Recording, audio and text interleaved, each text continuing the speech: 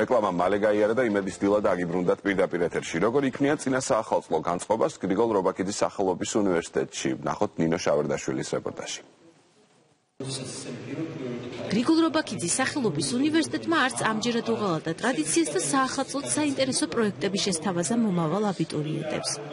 ეს ორი პროექტი, რომელიც ხორციელდება გრიგოლ რობაქიძის სახელობის უნივერსიტეტის ორგანიზებით, კონკრეტულად საშობაო სკოლისა და მედიაციის კონკურსი, მოიცავს ყველა როგორც საჯარო, ასევე კერძო სკოლის მოსწავლეებისთვის, დაამთავრებელი კლასის მოსწავლეებისთვის, ეს არის მე-10, მე-11, მე-12 კლასი, რომ მათ მიიღონ მონაწილეობა, გაიარონ ის ტრენინგ კურსები, რომელსაც თავაზობს ჩვენი უნივერსიტეტი საშობაო სკოლაში და რაც შეეხება მედიაციის კონკურსი აძლევს საშუალებას სტუდენტებს, რომ გადაწყვიტონ ის კონფლიქტები მედიაციის საშუალებით და უღრმავებს მათ ამ მიმართულებით ცოდნას. თავარი მიზანი ამ საშობაო სკოლისა ის გახდათ, რომ დავხმარებოდეთ მოსწავლეს თავიანთი პროფესიული არჩევანის გაკეთებაში, პროფესიულ ორიენტაციაში. რობაქიძის უნივერსიტეტმა დღეს აჩვენა მაგალითი იმისა, თუ როგორ უნდა ხორციელდებოდეს სხვადასხვა პროექტები ამ სფეროში, მედიაციის სფეროში და დარწმუნებული ვარ, რომ ეს თანამშრომლობა უნივერსიტეტთან მომავალშიც გაგრძელდება.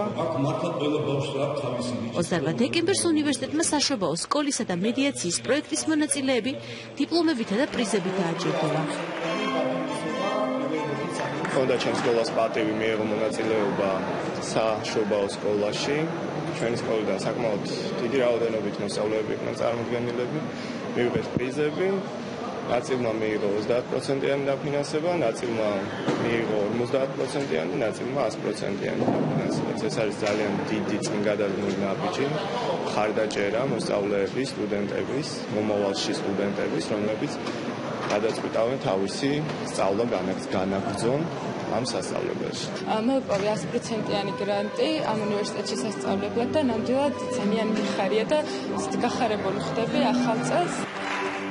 გრიგოლ რობაქიძის სახელობის უნივერსიტეტი აბიტურიენტებს მომავალშიც არაერთ სიახლეს პირდება.